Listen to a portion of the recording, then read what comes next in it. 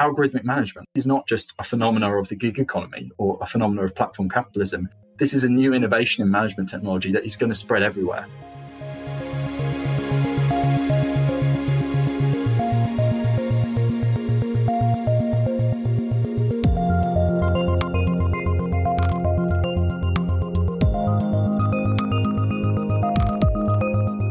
Hello and welcome to Tech Won't Save Us. I'm your host, Marx, and this week my guest is Callum Cant. Callum is the author of Writing for Deliveroo, Resistance in the New Economy. He's also the head of communications at Momentum and an editor at Notes from Below. Callum is one of the people who's been on my list of guests who I wanted to have on the show from the very beginning. So I'm really happy that I was finally able to have him on and we could chat about his fascinating book and the other work that he's been doing about how work has been changing in the service economy and what that means for the workers who are doing that work. If you liked last week's episode with Gavin Mueller, I think you're really going to like this one too, because we dig into the recent ruling by the UK Supreme Court that Uber drivers are workers, not self-employed, and what that might mean in the future, but also Callum's experience working for Deliveroo, one of the food delivery companies that are active in the gig economy in the UK, and how he took part in the organizing by those drivers to push back against the company and improve their working conditions. But we also touch on the effect of automation and algorithmic management on the larger service economy, from gig economy work to call centers, and how that not only reduces workers' knowledge of the production process, but also degrades the standards of their work, the pay that they can expect to receive, and how people think about the work and the value of the work that they're doing. Tech Won't Save Us is part of the Harbinger Media Network, a group of left-wing podcasts that are made in Canada. And if you want to find out more about the other shows in the network, you can go to harbingermedianetwork.com. If you like the show, please leave a 5-star review on Apple Podcasts and make sure to share it on social media or with any friends or colleagues who you think would find it interesting. Every episode of the show is available for free because of supporters like you. And so if you want to make sure that I can keep making these shows, you can join supporters like Edward Miller and Corey D by going to patreon.com/techwon'tsaveus and becoming a supporter. Thanks so much and enjoy the conversation. Callum, welcome to Tech Won't Save Us. Thank you so much. It's great to be here. It's great to speak with you. Obviously, you wrote this fantastic book called Writing for Deliveroo that looks at the experience of Deliveroo workers in the UK. And so I'm really excited to talk to you about that today and kind of dig into what's been going on over there. But to get started, a lot of the listeners to the podcast might not be familiar with, what has been going on in the UK and the extent of gig economy work that takes place over there. So just to kind of orient us, can you give us an idea of how prevalent gig work is in the UK? And were gig companies just kind of allowed to roll in like in the US? Or was there any regulatory or government pushback when these companies kind of started launching over there? Our best estimates at the moment is that about 7% of UK adults in the workforce are engaged in full-time gig work, right? Now that runs the gamut, everything from Uber and Deliveroo to, cleaning on platforms, the whole range of services. Now, we found it, and I think this is a transnational trend, really difficult to get good numbers. There was certainly some period early on in 2016, 2017, when I was just getting into the research of this stuff, you would get wildly different numbers as to the proportion of the working population. So it's never been particularly clear. What we can say is that, a company like Deliveroo, you're looking at about 15,000 food couriers working for them. A company like Uber, obviously very, very large in the UK, London is one of their only profitable markets. You're talking more about 60,000 workers. So these are, a decent-sized airport is about 20,000 people, just for context. So these are very large workplaces. They entered the market mostly, we have some homegrown competitors, Deliveroo being one of them, which sprung up in London, mostly around 2015, 2016. As with kind of the American economy, there wasn't really any control over the expansion of these people. We've got a very deregulatory, hands-off state that doesn't really have the mechanisms or the will to enforce any kind of labour market regulation on many of these new actors. So you had them enter the market, expand very rapidly. And then the initial kind of wave of struggles back and forth for control, both between the state and also workers and capital, occurred around that 2016-17 mark. So you had some initial confrontations between, we have kind of decentralized governments and in like major cities. So we had the mayor of London, Sadiq Khan, who is a very wet Labour politician, kind of meant to be of the left, but not really that left. But he did kind of, try and confront Uber at one stage, which led to a certain back and forth over the licensing of Ubers as taxis. And there were also worker protests, which is where I start the book. We had a really rapid growth, and commensurate with that rapid growth, we had a rapid expansion of worker self-organisation and struggle that really came to light, particularly in food platforms over the first couple of years. We're talking 16, 17, 18. Yeah, no, I think that lays it out really well for us. And what you talk about in London, I feel like we've seen a few times, there have been these stories about TfL kind of saying that Uber would potentially be pushed out of the city, not able to operate. And then it seemed like at the last minute that would constantly be rolled back and Uber would be allowed to remain. And, obviously part of the reason that I wanted to talk to you today is there was this court case at the UK Supreme Court that found that Uber drivers who had sued the company would be recognized as workers instead of as self-employed people. And so I was hoping that you could kind of, before we dig into kind of this history that you lay out in the book and what has been happening in the past few years, do you think that this court case will change things significantly in the UK for gig workers? Because there's been talk, some people have said like this could be a really kind of defining ruling, whereas other people have said that this will only apply to these drivers who had sued them in this case, and that it might be difficult to kind of expand it beyond them. And I guess, can you also explain in the UK what the difference would be between a self-employed worker, a worker, and an employee? Because I think that's a little bit different than in the US. So this case actually began way back in 2015, right when the platform was in its infancy. That's when the case started going through the court. And this latest judgment was appealed by Uber because this finding was kind of found beforehand to the Supreme Court. And so the Supreme Court of the UK has made its judgment now. So it's taken 6 years to get from the first case to now, which I think tells you something about how quick the state is to act in this kind of labour market regulation sphere. So in the UK, we tend to have two dominant categories: self-employment and employment.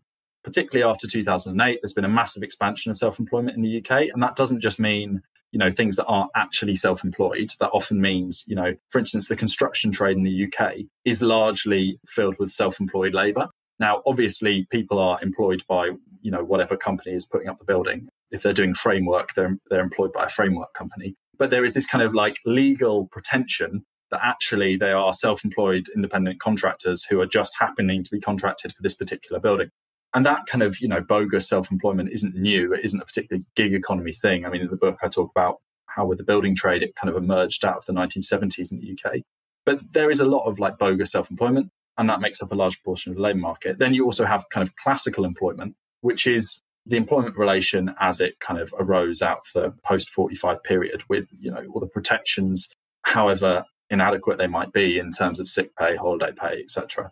And that's the kind of the more formalized relationship. The company that employs you pays a tax called national insurance to cover the costs of, all the statutory provisions. And it's the condensation of hundreds of years of struggle between capital and labour into a particular regulatory format. Now, this third category of worker is actually, it's kind of only really been brought to prominence by this case. It was, I believe, originally used only in some very minor forms of like legal clerking. It isn't like a major thing. You won't hear lots of people talking about worker status in the UK.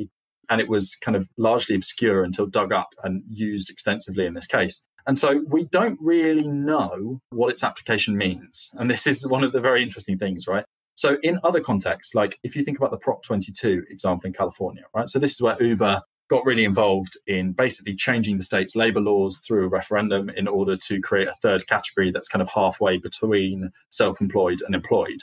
Now, they kind of cut that out of whole cloth. They invented a new third category. In the UK, it wasn't Uber that was fighting for this third category. It was actually the workers themselves. And the third category kind of already existed, albeit in a niche application. So it's still a bit confused. What it means for the workers involved, the 35, is that they'll get minimum wage or be entitled to national minimum wage in the UK and holiday and sick pay. Now, statutory holiday and sick pay is really nothing. I think you get £95 a week if you're off sick, which is not enough to cover anything. But they're entitled to those benefits. And then the struggle really becomes, what does that mean? Because we're still really trying to work that out. People who say this is only going to impact the 35 drivers involved, yes, this case only concerns them, but the other 60,000 drivers have a cast iron precedent. So it seems impossible to think that there will not be some attempt to expand that. whether that be a big class action suit or whether that be an attempt to force them to change their terms. For instance, we could be looking at HMRC, Her Majesty's Revenue and Customs, which is our kind of enforcement body, could be looking at minimum wage enforcement against Uber, because all of these drivers now very clearly should be being paid minimum wage. But we're not sure what it's going to mean. What they really found, what the justices found, was that there was a position of subordination, right? The case hinged on whether algorithmic management, which is, something Labour scholars have kind of coined to talk about the way that platforms manage workers, is that really management in the legal sense?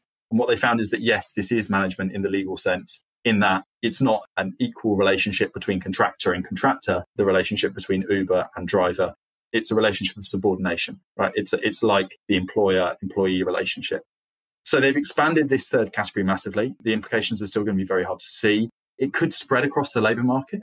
We've never really operated on the assumption that this third category is going to be large and extensive. So it'll be very interesting to see. There's potential here, I think, in both directions, both for gig workers to claim this third status as an advance and to move in a kind of more positive direction for them, but then also for kind of the Uberification of labour conditions in other parts of the economy, right? There could be a levelling down as well as a levelling up here.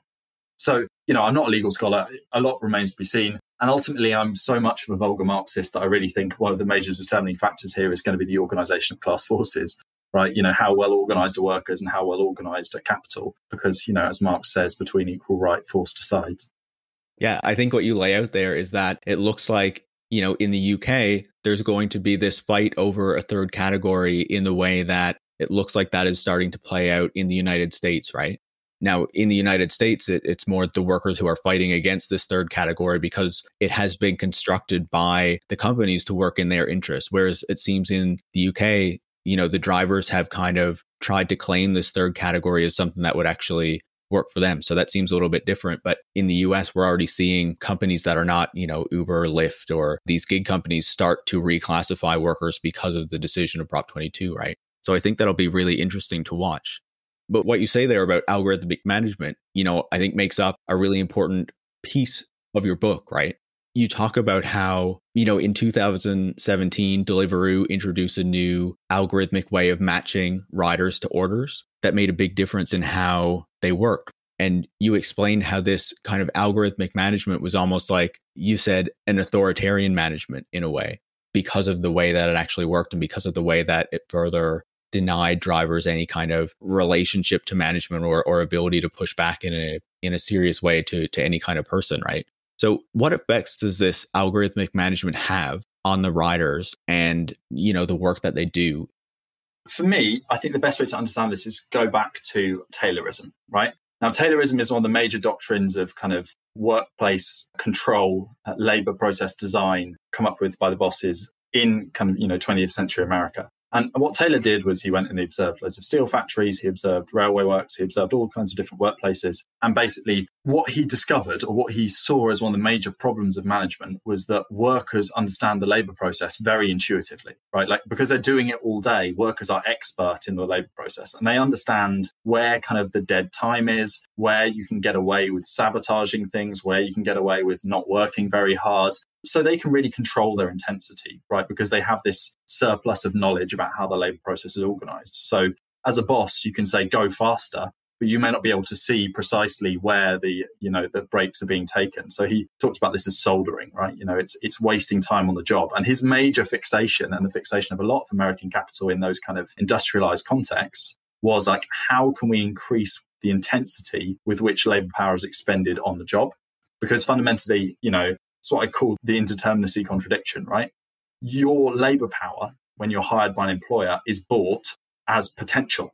It's not a realized thing, right? And there's always the capacity for refusal. There's always the capacity to say, no, I won't do this. No, I'm going to work slower. No, I'm not going to apply myself at 100% efficiency.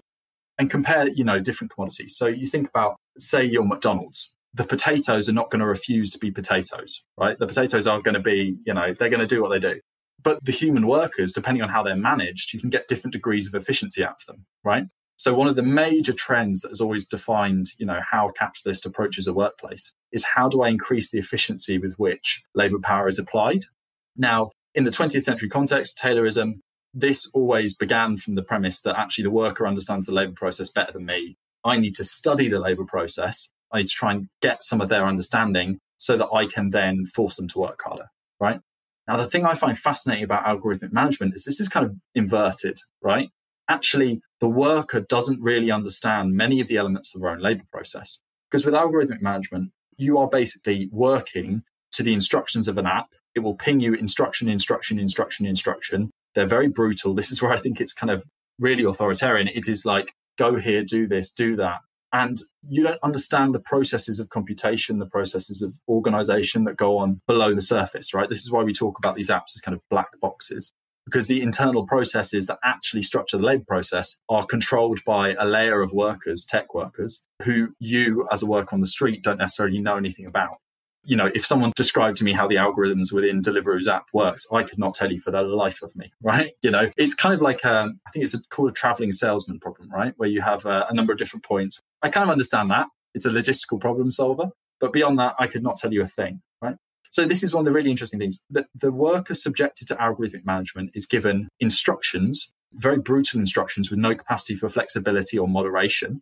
So there isn't that classical, you know, the relationship with the human supervisor.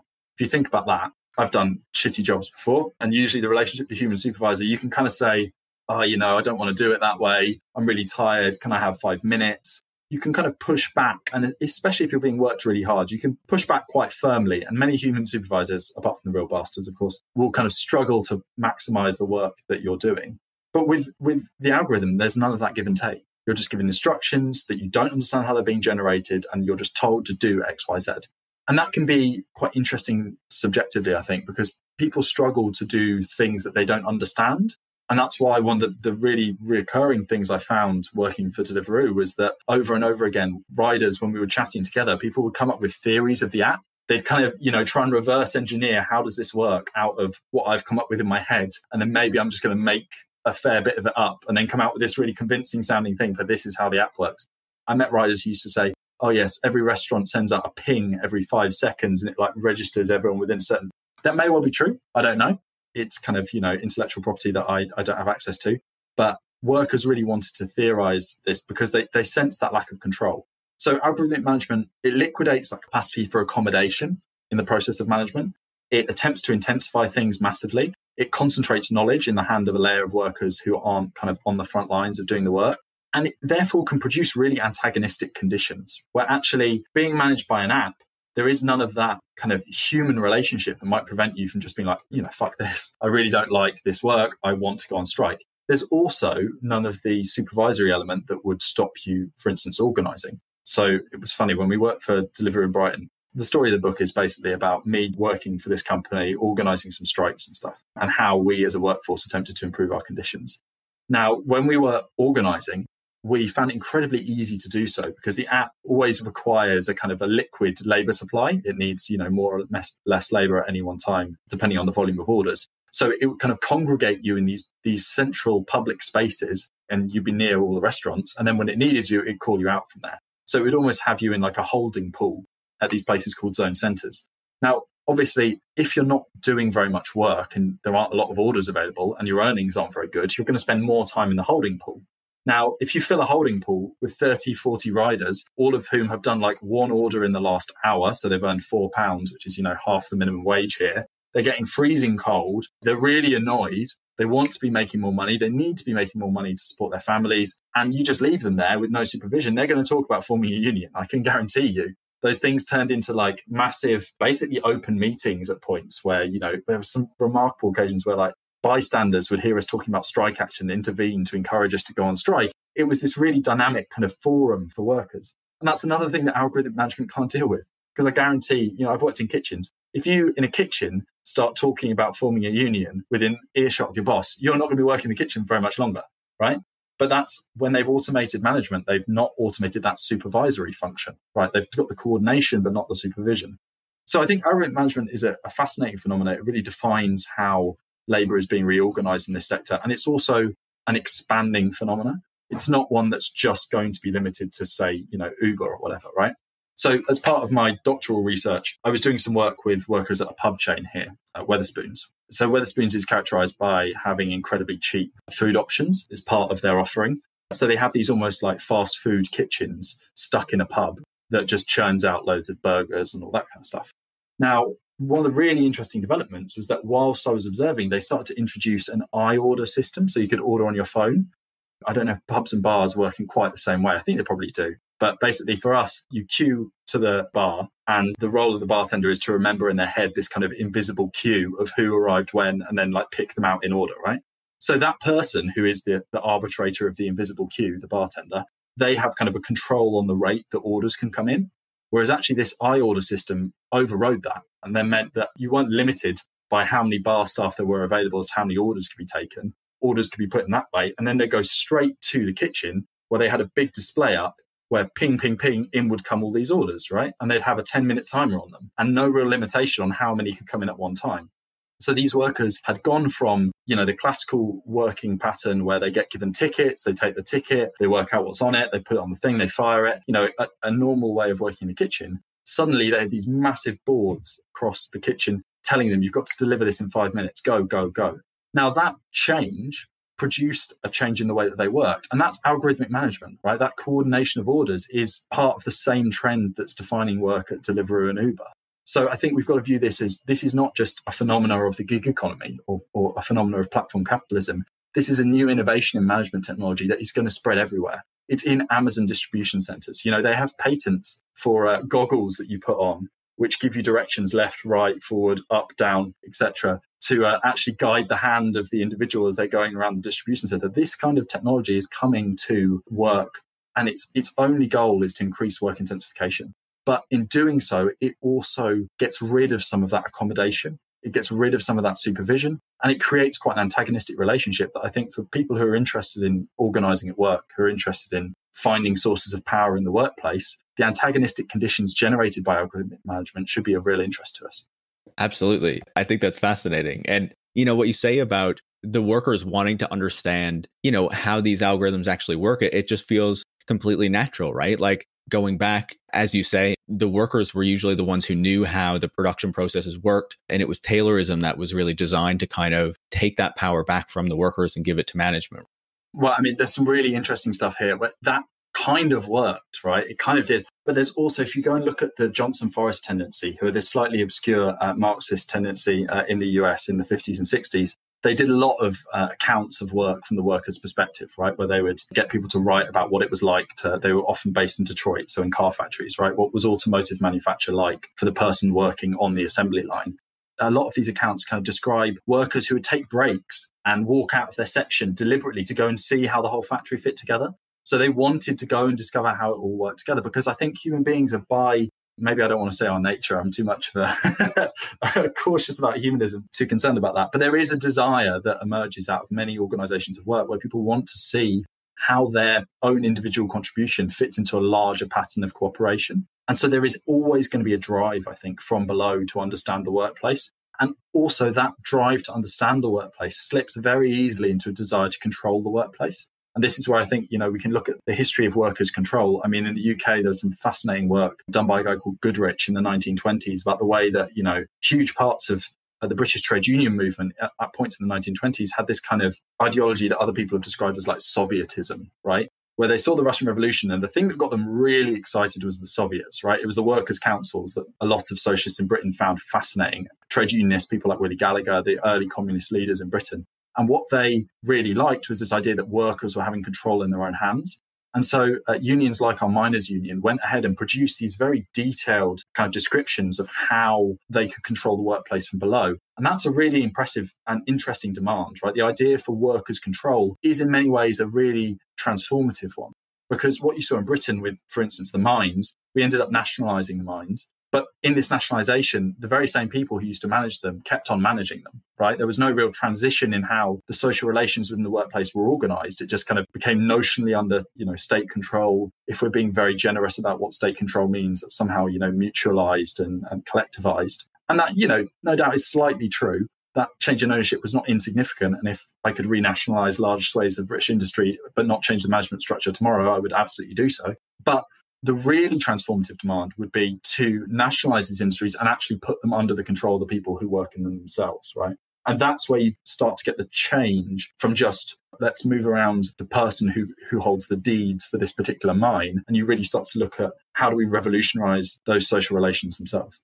Yeah, no, I think that's a fantastic point. And it's actually something that I want to come back to a little bit later. But, what you talked about, I can't say I've ever, done gig work or any kind of Deliveroo or Uber or anything like that. But I have worked in call centers where, the whole kind of system of distributing calls is managed by a computer, I'm sure by some kind of algorithms. And like, I remember sitting there with my coworkers and we'd wonder like, who would get the call when it came in? How was that decided? Like we had no real idea. And then like, as soon as it came in, like, the clock would be on, you'd be getting tracked for, every second that you spent on the call, every second that you kept doing work afterward, the amount of time you were on a break, like, it was all tracked in this kind of way. And the managers could not only see those numbers, but drop in on your computer, like at any time and see anything that you were doing. Right. And so I think what you say about this kind of algorithmic management or the use of computers to kind of control the work process is not just something that is happening in gig work or in Amazon factories because that is a tech company. This is something that is being rolled out across the economy. And I think, what you mentioned about service workers is really important because I feel like service workers are kind of denigrated in our economy, right? They're considered like an unskilled kind of worker. So they don't have the same pay or the same protections or the same kind of social standing as other workers. So it's a lot easier, I feel like, for employers, for companies to kind of enforce those technologies on those workers first, because I feel like people have less opposition to it and the workers themselves generally have less power to push back against it. For sure. I mean, it's really fascinating to look at the way that, so we nerdily call it automated call distribution, the tech in call centers, right? And it's one of the first instances where you see how the conditions of labor can be profoundly changed by this stuff. Because if you track who used to do the work of call centers, I mean, they're invented in financial services, right? This used to be well-paid customer service work that was understood as highly skilled, concentrated in the branches, done by people who, clocked on 9 to 5 and had reasonable working conditions. The invention of that particular call center organization of labor takes that quite white collar job and makes it part of, the service proletariat, right? It like really massively changes the way that work is experienced. So with a recomposition of the way that work is organized, with a change in the way that capital has like structured cooperation and structured the use of labor power, you have a complete transformation in the lived experience of the worker. Like both of those things, whether you're working as a bank clerk in the 1970s, 1980s on the verge of this stuff, or a call center worker in the 1990s, early noughties, you're doing necessarily very similar kinds of work. You're achieving the same function for the firm, but that difference in labor organization has completely transformed your experience and also completely transformed your ability to express yourself politically, right? This has real ramifications at the level of the political because not necessarily always negative implications, but it reconstitutes the basis on which any kind of left socialist project would have to ground itself. Because, is your movement made up of, majority industrial workers with some kind of white collar office workers attached on the side as kind of an addition to a progressive coalition as, you're talking about the communist parties in Europe in the 70s or the social democratic parties in Europe in the 70s. That's broadly what they are. Or are you dealing with a situation where those automated changes in labor, the way that the recomposition of capital has taken place, gives you a core of kind of call center workers? Well, the political movement that emerges out of both of those is going to look very different necessarily and going to have to behave in different ways. It's fascinating to hear you describe that change because I feel like in a lot of cases, people kind of forget that history of how work has changed over time, right? And then so being able to see it, to experience it, to read about how that change has occurred really helps people to realize like the effect that technology can have on work itself and how that can be changed and then how that can change the quality of the work, the political relations and social relations around it. There's something else that you mentioned when you talked earlier about the Deliveroo workers that I wanted to pick up on, because one of the things that is often talked about when it comes to this gig work is the idea that it's so much more difficult for these workers to kind of keep in contact and have a space where they can talk to one another, get to know one another and kind of form these bonds that can then be used for organizing later or lead to the organization of structures to push back against these companies. And I feel like what you described with Deliveroo is quite different from what's often described with, say, Uber drivers or something like that, where they're kind of constantly in their cars. And I guess it's often assumed don't really have these ways of communication as much, or it's more difficult to develop them. I think they have been developed now by many Uber drivers. But obviously you describe these zone centers and you also talk about the groups and the WhatsApp groups and things like that the workers use to keep in touch with one another. So I was hoping that you could talk a little bit about the way that those communication networks were developed between the workers and then the role that played in helping to facilitate organizing, when they really just got like pissed off with their jobs and the work that they were having to do and the way that they were being managed by algorithms. To answer this, we kind of need to do a little bit of a deep dive into the sociology of collective action. I promise not too deep, but there's a guy called Stan Weir, right, who's an American worker intellectual who I think was one of the best writers in the socialist movement in America in the 20th century. And Stan Weir talks about the way that his experience of work, so he works as a merchant sailor for a while, he works in a car plant, he works in all sorts of different places. His experience of work has always been structured by these informal work groups, right? That's what he calls them. And basically he says that, in any one place, the people who work together performing one particular function, whether it be they're all doing the same job on deck on a ship, or they're all doing the same part of an assembly line or the consequent parts of assembly lines in a car factory, they all have this kind of like informal relationship amongst themselves because they have to cooperate for the labour process to work.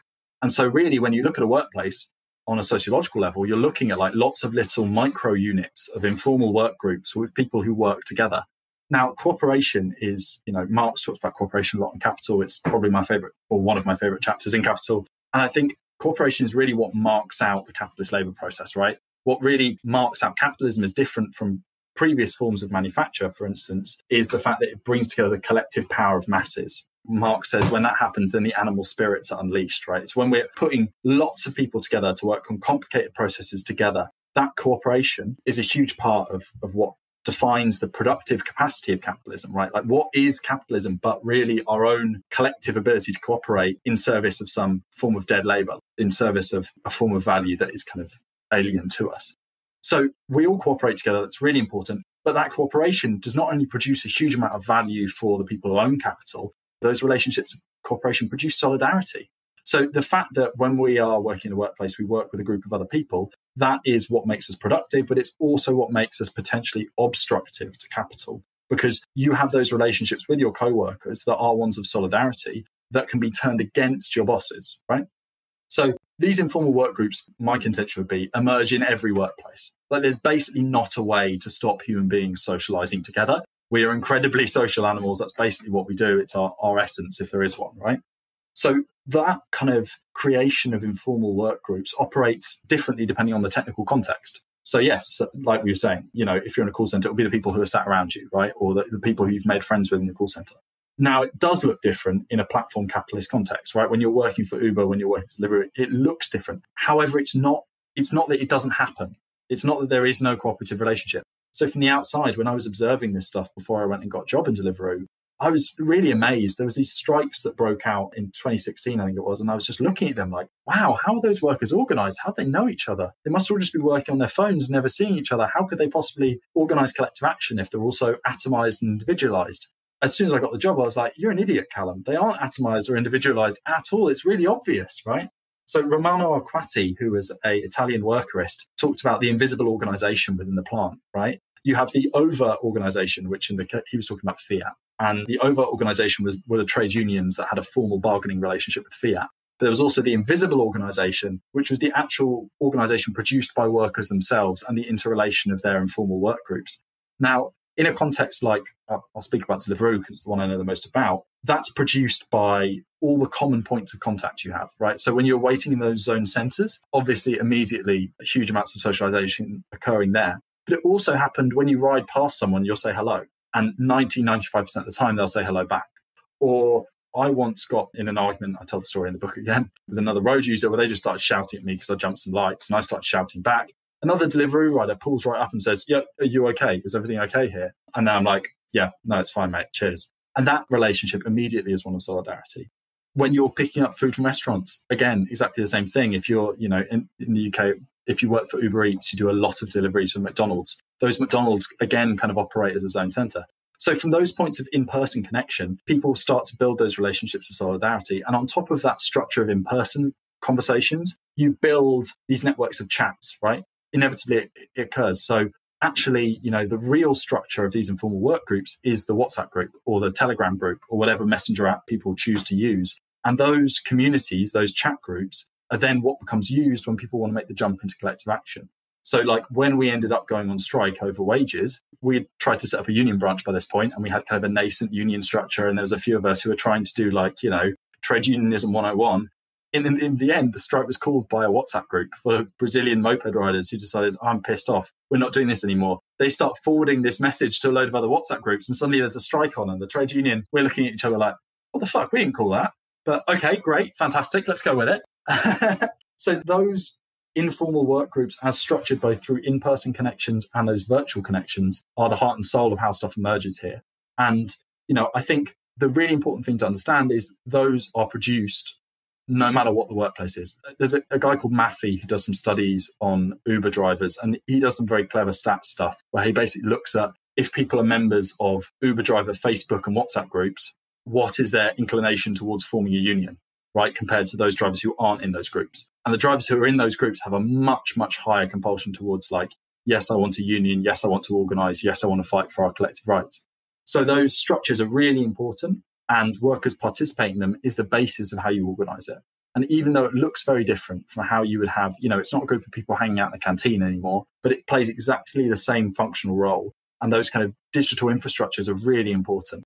Now, they bring with them their own dynamics. Absolutely, is mediation through kind of WhatsApp chats going to change the way you organize? Yeah, it really is. And not always in positive ways. But I think you can see this, not just in the platform capitalist context, but also you read any of Eric Blanc's stuff on the US teacher strikes, right? Red State Revolt, fantastic book.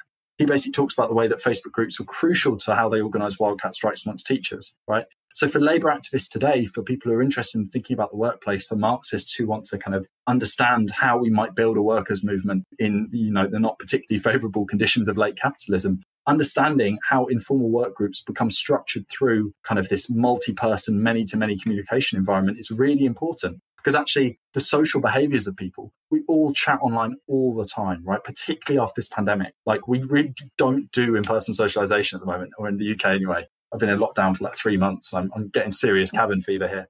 But that kind of communication through those group chats is going to be where we find a lot of the roots for successful labour organisation in the future. That's such a good description of, the importance of these communication networks. And even though we talk about the issues with Facebook and with WhatsApp and with these social networks, it's also fascinating to then hear the way that people are able to use them to their advantage as well, right? I wanted to pick up on, something that you started to talk about there, which was, obviously the organizing that was taking place among these Deliveroo riders that you describe in the book, right? That you participated in, that you helped move forward, right? That you worked with. So how did, I guess, the organizing move forward among these Deliveroo drivers? What were the things that were driving them? And I guess, what were the kind of actions that they took to bring their demands to Deliveroo, to these app companies, to try to improve their working conditions, to try to improve things for themselves, I guess? When I got my job at Deliveroo, I was working in the city of Brighton on the south coast of England. It's got a large student population. It was just at the start of a massive wave of recruitment. So the story of how I ended up working there is quite funny. I'd written an article for a publication called Navarra Media, which is like a left-wing alternative news thing in the UK, about these strikes that happened in London. And as part of that, I'd done a lot of Googling of like Deliveroo and Uber Eats. Now, obviously, the algorithm noticed this. And when I was on Facebook in my office job, really, really bored out of my mind, I kept on getting adverts, come work for Deliveroo, come work for Deliveroo. And, I think the algorithm played them there. But I did end up, going and working for the company because I was still in quite a lot of student debt. I love cycling. I was like, yeah, that sounds like it could be fun. And maybe I'll understand the phenomena I was looking at a bit more. Maybe I'll have a better understanding of how those strikes actually came to happen. And maybe I'll be able to get some insights that might be of use to, myself and other people who are kind of engaged in the workers' movement. So I went and I started the job along with many other people because they were running this big advertising campaign to bring in new workers. And as they recruited more and more of us, basically we were paid at pure piece rate, right? So only paid wages for the deliveries we did, no hourly rate at all. And so if you think about it, there's 100 deliveries to be done. There's 25 riders. That means you do 4 deliveries an hour. That means you're, making decent money. Say there's suddenly 50 riders. Well, then you're doing 2 deliveries an hour. Then, the money's not as good, but maybe you can get by on it. Then say there's 100 riders where you're doing 1 delivery an hour, right? And that really is not good and you can't live on it. Basically, that describes what happens to a lot of the Deliveroo riders in Brighton. So as more and more of us started, the amount of time you had to spend waiting went up and up and up. It was just getting into like the really cold part of winter. It's a seaside town. It has a pretty chilly wind coming off the sea. And so we ended up just spending loads of time waiting and our wages were declining and declining and declining. And in this context, like I've talked about, you have the zone centres. We started talking about self-organisation and it kind of went from there. So we talked about setting up a union. The IWGB, Independent Workers of Great Britain, was the union we ended up plumping for because it had the most experience in the sector. It had led some career struggles in London. It'd been quite visibly involved in some of those struggles that we'd seen kick off just a few months beforehand with Uber Eats and Deliveroo workers. And basically we went to them, we were like, look, we want to set up a union. And it was myself and about 20 other cyclists. We started trying to set it up. We didn't have a great outreach to the moped riders. There's an interesting question here about the social composition of the workforce and the division between cyclists and moped riders and the way that these kind of platforms scoop up the whole of urban surplus labour population. And that's actually made up of quite a few different fractions of people with quite different life experiences and so on and so forth. But anyway, we basically set up this nascent union branch. Then, yes, as I said before, the Brasileroos was the name of the WhatsApp chat. The Brazilian moped riders who wanted to go on strike just told us we were going on strike. And so there we were. The really interesting thing for me about that campaign was it was a campaign that started off incredibly strongly. You know, you're talking hundreds of riders on strike. The ability to deliver food completely shut down. There was no warning given because, you know, actually the really fascinating thing here is because you're not an employee, you're exempt from all trade union law, right? So in the UK, we have some of the most restrictive trade union law in the world because Margaret Thatcher was evil and brought in a huge amount of restrictive legislation. But that was all about regulating the employment relationship. It was all about making it harder for an employee to go on strike. Said absolutely nothing about self-employed workers refusing to do work, right? So in their redefinition of us as self-employed, they actually got rid of their own legal protections against wildcat strike action. So we realized we had that weapon. We used it really strongly, shut down deliveries in the city. That meant that, you know, their service crashes. They can't make any deliveries. They're having to refund the restaurants for the food that's going to waste. They're having to refund the customers for the deliveries that don't. You're causing a lot of damage. There's a lot of leverage there. And then as a trade union, we tried to engage in a more sustained struggle to build something on top of that. And over the next couple of months, we had demonstrations and so on and so forth. It wasn't ultimately completely effective. We had three demands, which was we wanted to go from £4 a drop to £5 a drop, so to increase wages. We wanted a hiring freeze, basically to make sure that there was, you know, no more workers coming in so that we could not constantly be fighting for this pool of orders with more and more people. And we wanted no victimizations for trade unionists involved in the struggle. We won two of those, the hiring freeze and the no victimizations, but we didn't win the £5 an hour demand. So, you know, pretty successful, but not everything we wanted. Well, certainly not everything I wanted, but then I want a lot more than those three quite limited demands.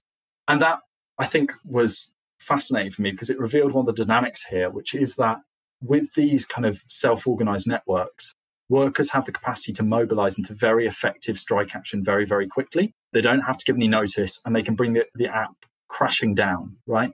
So they can participate in that and have a huge amount of leverage very fast. And that leads to kind of behavior that, you know, you were talking about the Luddites the other week, you said, well, E.P. Thompson, talking about people in England in the 1700s, talked about bargaining by riot as a methodology where you don't actually have like a formal negotiation, you just fuck shit up and wait for them to make it better. And that's kind of what we ended up doing because Deliveroo would never recognize a union. They still don't recognize unions. So you couldn't have a collective bargaining relationship. So all you'd do is you'd fuck up the service and then be like, all right, now go on, make it better. And that's kind of what they do. They'd introduce boost payments. So you had temporary increases in wages. So it's kind of much more of a guerrilla warfare. If you imagine a trade union with a strong base, employees in a relatively static workplace fighting a long campaign, that's kind of, you know, your traditional warfare. This was much more hit and run stuff. And that's one of the kind of recurring problems here is that actually there's a lot of self-organization that goes on in this sector. There's a lot of very militant action that goes on. Often it goes completely unknown, right? It happens and no one will ever hear about it again. There was a period where I was really embedded in these movements, which sadly I'm not as much anymore. But I was finding out about strikes that were just happening all the time. You'd be like, oh, Bristol's on strike. This zone in London's on strike. There's strikes happening constantly, down to like very, very small ones. I heard about a strike of Uber Eats workers in kind of a remote part of West London where there were 8 of them who worked for Uber Eats in their zone. So they knew if all 8 of them stopped working, there was absolutely no way Uber was going to function and that McDonald's was just not going to do any deliveries. So there is this kind of ongoing constant struggle, but it really struggles to find a coherent organizational form for the long term.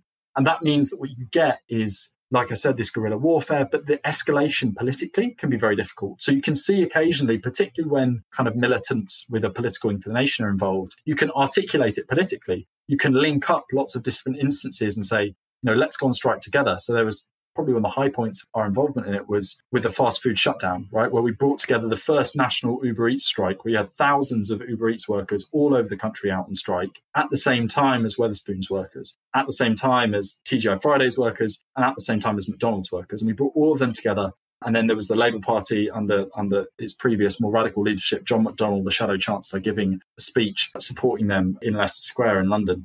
So you can articulate it politically when you're really engaged, but that it's often not forming these long-term organisational forms.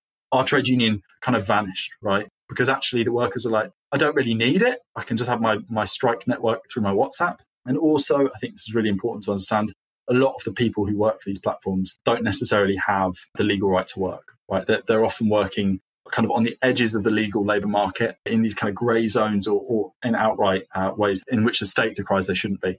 And that basically means that they're very reluctant in some cases to take on a visual, organised form. Organisation can mean that you are engageable by the state, right? You're engageable by the police. You are visibilised to people who you don't want to be visible to. So there's a lot of different tensions there, a lot of difficulties, sometimes language problems as well. But basically what we've not seen is the emergence of long-term organised movements, apart from where they have legal cases to kind of grab onto. That's kind of what happened with this Uber case in the UK, right? UPHD is a branch of the IWGB, which mostly works with Uber drivers. They originally brought this case, or they originally were engaged with this case, and they've built a really strong union organisation off the back of kind of working with this legal case. But it's not necessarily, where that legal avenue isn't available, people don't necessarily build structures. And I think the legal avenue is also really difficult for workers because it's not our terrain, right? It's not our ground. It's very much theirs. Where, Uber have the capacity to do a Prop 22 and completely change the law, or they can do what they do in France and lobby for a third category there, or they can just, mess with things. And it's never going to be as solid as it sounds, right? A legal victory sounds in your head really solid, fantastic. We've won this status, we've won this category. This is categorically, improved the power and position of workers in the workplace. It's not necessarily that simple. Any victories that you haven't earned by displaying the power at the grassroots are likely to be rolled back very quickly. So I think for me, that process or that difficulty of how do you turn these flashes in the pan into long-term sustained organising, that's really the horizon of where we're at now.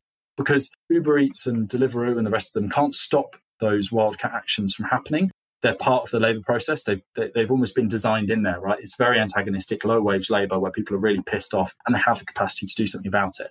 Those strikes will take place. That militancy will emerge. The question for us has to be, how do we convert it into something? And how do we convert it into a movement where it can have really long-lasting impacts, not only on how the labour market is regulated, not only on that very limited kind of economistic horizon, but on a political horizon. How do we organise society so that the interests of workers are not just, an afterthought of profit, but instead like the front and centre? What you're saying there about the political horizons really resonates with the final question that I wanted to ask you. Because in the book, you talk about, if we're thinking about food delivery, kind of the vision of these companies is to use automation and the data that they're gathering to kind of use delivery drones or, these automated kind of sidewalk delivery things instead of human drivers, and to use these ghost kitchens to, create the food that ultimately gets delivered. And so to create this whole kind of network around its app that, gives human workers even less power if they're even part of that kind of work process at all, right?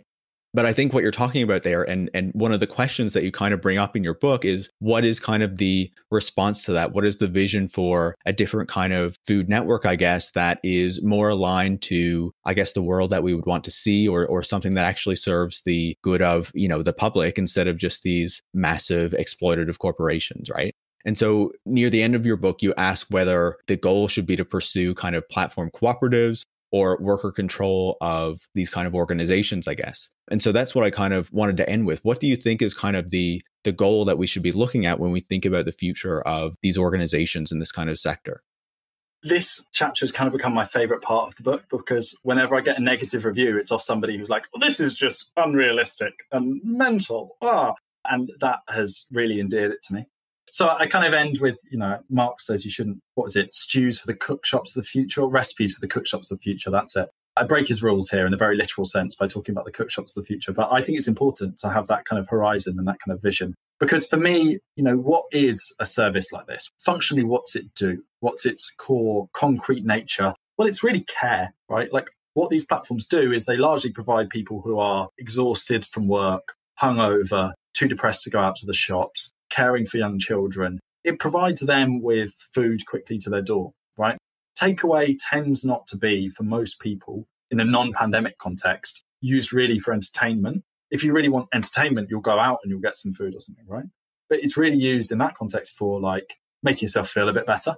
And often the way that I view Deliveroo and Uber Eats operating in the pre-pandemic delivery market was that they kind of operated as a way of selling someone a dream that actually, you're not depressed. You're enjoying a restaurant experience on your sofa. And you're choosing to do that because that's how you want to enjoy it, not because you're too depressed to go out. And actually, the reality on the doorstep was just that. You deliver to people who are having a tough time or were hungover or whatever, right? You could just see that was the situation they were in. And the times when I used to use takeaway, it would be exactly that situation where you feel shit and you don't want to go out, right? You order it in, or you've come back late at night and there's nothing left in the fridge and you cannot face the idea of having to, have dry pasta or whatever it is.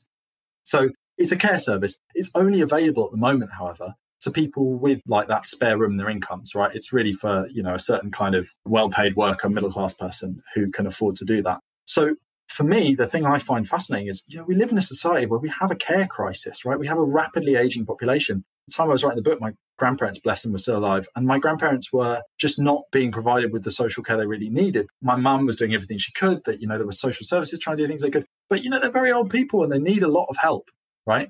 And I heard from some comrades in France about a service where in France, if you pay La Poste a little bit more, the postman stays around and has like a cup of tea with your nan, right? And that kind of service is something that is going to be more and more necessary as we move into having a more aging population, which has much higher care needs. And so for me, I think about this stuff and, it's a care service that should be prioritized for people who need care. The actual use value here is to provide hot food to people who need it. And for people who need that delivery option because they maybe can't go out. So that's going to be the elderly. That's going to be new parents. That's going to be people who are struggling with mental health problems. A whole variety of reasons. People have broken their legs, for God's sake, all that kind of thing, right? So this should be, in my head anyway, and my vision here is that this delivery service is just one modality, one way of delivering what should be a universal food service. And we should have our horizon here. There's some fantastic research from UCL that I'd recommend people look at, but we should be looking at the decommodification of core functions of our society through kind of a universal basic services program. That to me seems much more inclined towards decommodification, towards like the socialization of production than a universal basic income, for instance, right?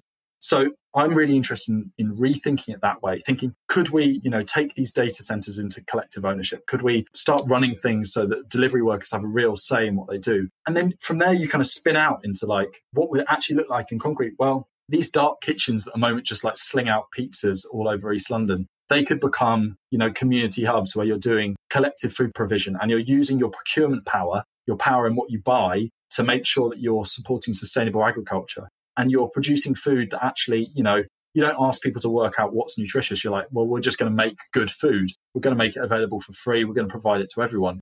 Then you're immediately providing a kind of basic guaranteed safety net that no one will starve to death, right? And in the UK today, people are starving to death in one of the most developed societies in history.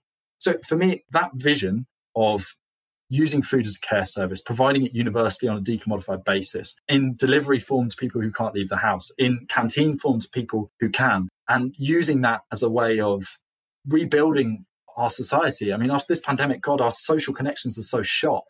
Like, I don't know how we are really going to recover from this in any way but this kind of decommodified care, because we've just shredded all of the social connections that really make up what it means to be human. I mean, we were talking about cooperative relations and informal work groups. God, we need to rebuild and invest in rebuilding communities and societies so that we're actually not just horribly alienated, not knowing anyone around us in cities, but are living in like real human communities that actually feel good to live in. And for me, that's the vision of Deliveroo that I have in my head, is like a people's Deliveroo, one where we prioritize use value over profit. And, it's at the time I wrote it, I was kind of thinking maybe I could write like a maximal plan for Corbynism, maybe like an absolute maximum of what we could do. Like if we just went hell for leather and everything went perfectly, what could Corbynism deliver?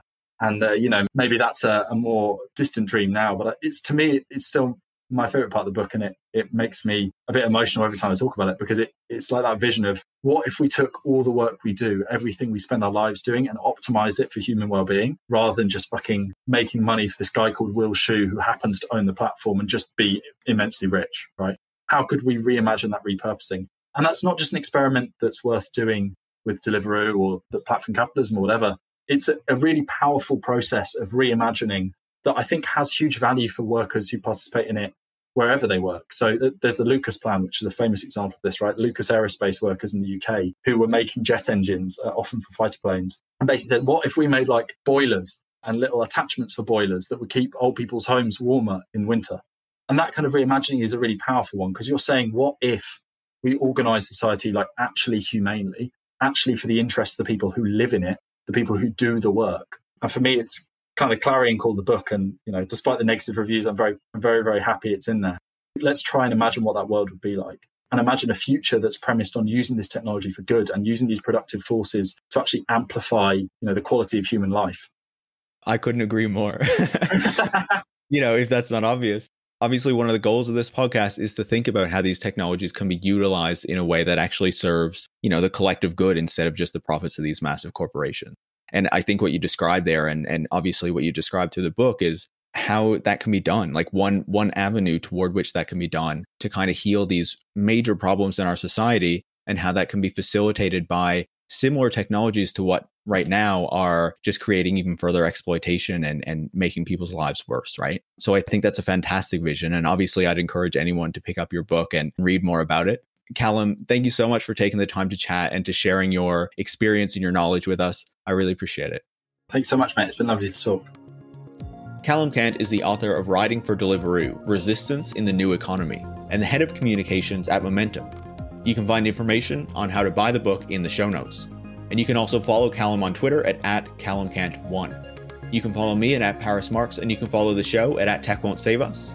Tech Won't Save Us is part of the Harbinger Media Network. And if you want to find out more about the other shows in the network, you can go to harbingermedianetwork.com. If you want to support the work that I put into making the show every week, you can go to patreon.com/techwon'tsaveus and become a supporter. Thanks for listening.